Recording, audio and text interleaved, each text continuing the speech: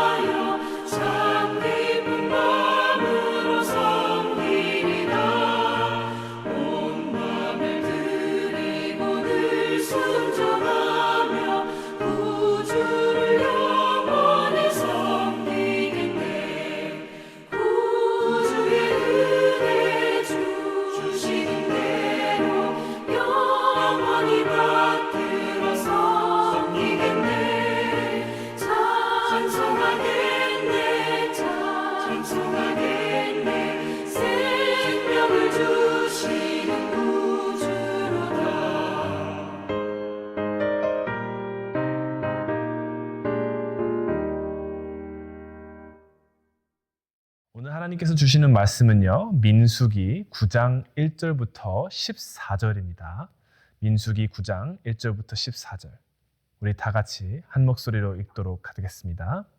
애굽 땅에서 나온 다음 해 첫째 달에 여호와께서 시내 광야에서 모세에게 말씀하여 이르시되 이스라엘 자손에게 유월절을 그 정한 기일에 지키게 하라. 그 정한 기일 곧 이달 14째 날 해질 때에 너희는 그것을 지키되 그 모든 율례와 그 모든 규례대로 지킬지니라. 모세가 이스라엘 자손에게 명령하여 유월절을 지키라 하매 그들이 첫째 달 14째 날 해질 때에 시내 광야에서 유월절을 지켰으되 이스라엘 자손이 여호와께서 모세에게 명령하신 것을 따라 행하였더라. 그때에 사람의 시체로 말미암아 부정하게 되어서 유월절을 지킬 수 없는 사람들이 있었는데 그들이 그날에 모세와 아론 앞에 이르러 그에게 이르되 우리가 사람의 시체로 말미암아 부정하게 되었거니와 우리를 금지하여 이스라엘 자손과 함께 정한 기일에 여호와께 헌물을 드리지 못하게 하심은 어찌함이니까. 모세가 그들에게 이르되 기다리라. 여호와께서 너희에게 대하여 어떻게 명령하시는지 내가 들으리라. 여호와께서 모세에게 말씀하여 이르시되 이스라엘 자손에게 말하여 이르라. 너희나 너희 후손 중에 시체로 말미암아 부정하게 되든지 먼 여행 중에 있다 할지라도다 여호와 앞에 마땅히 유월절을 지키되 둘째 달 14째 날 해질 때에 그것을 지켜서 어린 양의 무교병과 쓴 나물을 아울러 먹을 것이요 아침까지 그것을 조금도 남겨두지 말며 그 뼈를 하나도 꺾지 말아서 유월절 모든 율례대로 지킬 것이니라.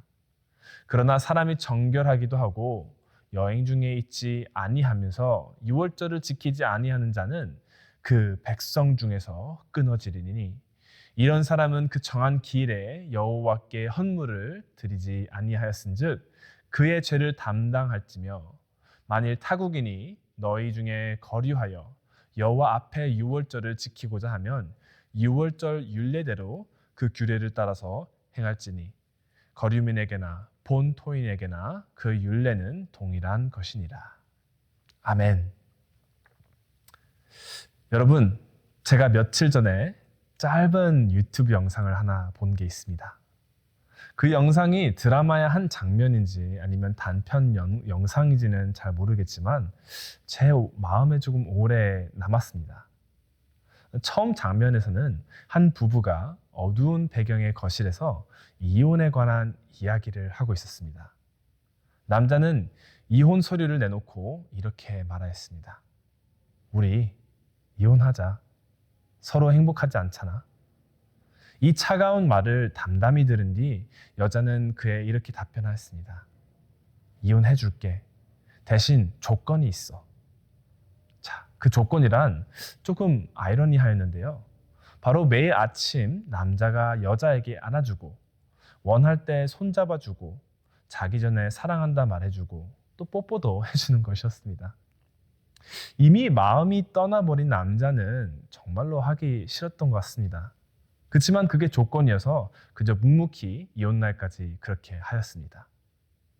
사랑해서 결혼하였지만 남자의 직업 때문에 바빠져서 여자와의 관계는 소홀히 하게 되었고 더 나아가 특별하게 여겨졌던 여자와의 관계는 그저 평범한, 지루한, 행복하지 않은 짐이 되어버렸습니다. 그러나 하루하루 그 여자의 조건에 따라 그 여자에게 허그를 해주고 손잡아주고 사랑한다 말하며 죽은 줄 알았던 여자를 향한 감정이 차츰 다시 생기기 시작하였습니다.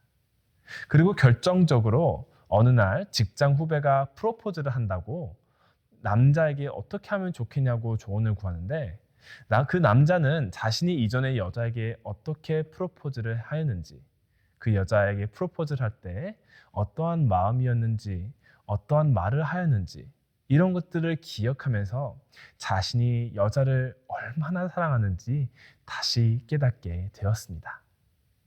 조금 마음이 뭉클해지지 않으신가요? 하나님과의 기쁘고 친밀한 관계를 가지는데도 이러한 것이 필요한 것 같습니다. 하나님과의 관계가 당연한 것이 아니고요. 하나님께서 주시는 특별한 은혜인 줄을 끊임없이 기억하고 상기시켜야 우리와 하나님과의 관계 또한 더욱더 돈독해지고 더욱더 좋아질 거라 생각합니다. 오늘 본문에서의 말씀은 하나님께서 이스라엘 백성들에게 이렇게 하나님을 기억하게끔 하는 방법을 다시 한번 마련해 주셨습니다. 그 방법은 바로 유월절을 지키는 것입니다. 이스라엘은 애굽의 땅에서 나온 지 벌써 1년이 되는 해인데도요. 하나님께서는 유월절이란 기념일에 대해서 다시 한번 말씀하십니다. 이미 많은 분들은 벌써 아시겠지만 유월절은 바로 이스라엘 백성에게 가장 중요한 절기 중 하나였습니다. 유월절, 출애굽기 12장에서 볼 수 있죠. 이 유월절은 하나님께서 이스라엘을 애굽의 노예 생활에서 해방시킨 사건을 기억하는 날입니다. 그리고 그날 밤 하나님의 마지막 재앙으로 애굽의 모든 장자가 죽었지만 이스라엘 백성들은 어린 양의 피를 문설주에 발라 죽음을 피했습니다. 그래서 이 넘어갔다라는 의미로 유월, Passover, 유월절이라 불리죠. 이 유월절은 단순한 기념일이 아니라 하나님이 이스라엘을 구원하셨다라는 사실을 기억하고 감사하는 날이었습니다. 이 날을 지키면서 이스라엘 백성들은 자신들이 하나님의 백성들이라는 정체성을 다시 확인하는 그러한 날인 것이죠. 자, 여기서 기억한다라는 것은요, 성경에서 굉장히 중요한 의미를 가지고 있습니다. 10계명 중에서 네 번째 안식일에 관한 10계명에서도 이 단어가 쓰였죠. 바로 안식일을 기억하라라는 단어인데요. 이렇게 쓰였는데요. 이 기억하다라는 단어는요, 히브리어에서는 단순히 정보를 머릿속에 떠오르는 것이 아닙니다. 물론 그것도 포함이 되어 있죠. 그렇지만 이 히브리어에서는 옛 기억을 마음의 변화와 행동의 변화가 있을 때까지 계속해서 머릿속에서 생각해내고 묵상해내고 재생하는 것입니다. 그 말은요, 이 히브리어에서 구약 성경에서 기억한다는 것은요, 마음의 변화가 있을 때까지 그리고 행동의 변화가 있을 때까지 계속해서 생각해내야 된다는 것입니다. 그리고 구약에서는요, 이 기억해야 하는 것이 하나님일 때 구원과 굉장히 밀접한 관계를 나타내기도 합니다. 그렇기에 우리가 이 기억해야 한다라는 것은요, 단순히 그냥 옛날 이런 일이 있었지 하고 그냥 추억을 되새기는 것이 아니고요. 이땐 정말 이랬구나. 나도 다시 한번 이 몰랐던 감정이 생기네. 예전에 포기했던 꿈이 다시 생기네. 한번 행동으로 옮겨야 되겠다. 이렇게 변화가 있을 때까지 생각을 해야 된다라는 것이죠. 그 말은 즉 유월절이란 날은요, 하나님께서 우리에게 어떠한 분이신지, 우리를 위해 무엇을 하셨는지 끊임없이 생각해서 우리의 마음과 행동의 변화를 일으키는 하나님과의 관계에서 꼭 필요한 날을 뜻합니다. 자, 그리고요, 그 말은 즉 반대로 유월절이 없었다면 과연 어땠을까요? 사람들은 하루하루 매년 하나님을 조금씩 까먹게 될 것이고요. 이것은 바로 전에 말씀드린 대로 사랑이 식어 이 관계의 특별함이 없어지고 당연시되고 지루하게 되고 행복이 없어지는 그러한 관계가 되는 것이죠. 그렇게 되면 이혼하려 했던 남자와 같이 우리 또한 하나님으로부터 멀어지게 될 것이고요. 그 길은 바로 멸망의 길인 줄로 믿습니다. 자, 여러분, 복음을 처음 영접했을 때의 기억이 있으십니까? 아니면 예배를 하실 때 하나님의 사랑이 정말로 뜨겁게 느껴졌을 때가 있으신가요? 여전히 하나님의 말씀이, 하나님의 임재가 고프고 좋으신가요? 그러하시다면은 할렐루야, 하나님께 정말 감사드리고 또 감사드리죠. 얼마나 기쁜 일입니까? 그렇지만 몇몇 성도님들은 그렇지 않으신 분들도 있을 거라 생각합니다. 하나님과 관계에서 하나님의 임재와 하나님의 말씀, 예배가 정말로 뜨거웠던 적이 있었는데 요즘은 잘 모르겠네. 이러하신 분들이 계시다면요. 도대체 지금과 옛날과 비교해서 무엇이 달라지셨나요? 하나님으로부터 멀어지는 데는 아마 여러 이유가 있을 거라 생각합니다. 오늘 본문에서는 그렇지만 한 가지 저희가 이유를 볼 수 있죠. 6절과 10절에서 볼 수 있듯이 부정했던 자나 먼 여행에 있던 자들. 이들은 원치 않은 이유로 유월절에 참가할 수 없었습니다. 이와 같이 우리도 살면서 참 바쁠 때가 많은 것 같습니다. 그리고 어쩔 수 없이 우리가 원치 않은 이유로 예배를 못 드리게 될 수도 있고요. 말씀을 묵상하지 못할 때도 있고 기도를 못할 때도 있습니다. 근데 여기서 문제는요, 여러분. 우리는 이러한 것들, 이렇게 하나님과의 시간을 미스하는 것을 정말 별건 아닌 것 같이 생각할 때가 많죠. 내 삶에 해가 되는 것도 아니고요. 그렇죠? 그러나 이렇게 하나하나 원치 않은 이유라고 해도 하나님과 시간을 보내지 못한다면요, 점점 더 하나님과 멀어질 것입니다. 유월절을 지키지 못한 자는 백성 중에서 끊어진다라고 하셨습니다. 이게 얼마나 무서운지 상상이 가시나요? 그렇기에 우리는 이렇게 정말로 원치 않는 이유로 하나님을 기억하는 묵상, 예배, 기도 또는 절기에 참가하지 못했다라고 한다면요. 어쩔 수 없네 라며 그냥 지나치는 것이 절대 아니고요. 하나님의 은혜에 매달려 다시 나아가야 합니다. 6월절을 참가하지 못한 자들은 참가하지 못했다고 그냥 지나간 것이 아니고요. 참가할 수 없었기에 모세에게 이야기를 하고 또 모세는 하나님께 지혜를 구했습니다. 즉 자신이 원치 않았는데 하나님과 더욱 가까워지는 기회를 잃고 싶지 않았지요. 그렇기에 모세에게 간절했을 것이고요. 하나님으로부터 단절되기를 원치 않았을 것입니다. 여러분, 하나님과의 관계가 끊어진다라도 상상을 한번 해보십시오. 상상이 가시나요? 앞서 말씀드린 그 유튜브 영상에서 이혼을 결정한 남자가 여자를 다시 한번 사랑한다라고 간절히 깨닫게 되었을 때 여자에게 다가가려 했지만 이미 그는 기회를 잃었습니다. 그 남자의 결말은요, 깊은 후회와 상처뿐인 아주 슬픈 결말이었습니다. 이렇기에 우리도 하나님과의 관계 안에서 하나님을 기억하는 것들을 잊어버렸을 때 혹시 우리도 기회를 잃어서 구원을 잃지 않나 생각하시는 분들이 있지 않을까 생각도 합니다. 그렇지만 우리 한 가지 기억해야 될 것은요. 오늘 본문에서 하나님께서 이렇게 말씀하시죠. 하나님께서는 인자하신 분이시기에 귀중한 하나님과 돈독해지는 기회를 놓친 이들에게도 다시 한번 기회를 주십니다.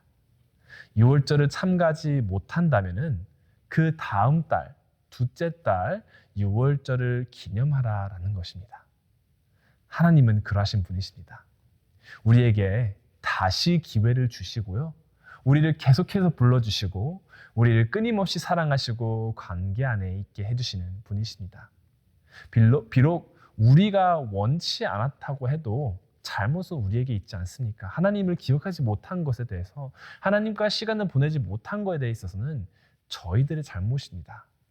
그렇지만 하나님께서는 저희의 잘못임에도 불구하고 저희에게 다시 한번 은혜를 베풀어 주시고 기회를 주시고 다시 한번 우리를 예배 자리로 불러주십니다. 우리는요, 예수님의 복음을 믿는 자들은요, 하나님과의 언약으로부터 분리되지는 않습니다. 그렇기에 만약에 그러한 걱정이 있으신 분들이 있다고 하신다면요, 그런 걱정은 없습니다. 예수 그리스도로 말미암아 우리는 하나님의 가족이 되었고 하나님의 언약으로부터 분리되지는 않겠지만 그렇다고 해서 우리는 안심할 수 없습니다. 하나님과 가까워지는 기회를 놓치게 된다면요, 하루하루 우리는요, 하나님을 점점 더 까먹게 될 것이고요. 그렇게 하나님이 우리의 기억으로부터 멀어지게 된다면요, 물론 하나님과의 관계는 계속해서 있겠지만 기능적으로 하나님과 떨어진 삶을 살게 될 것입니다.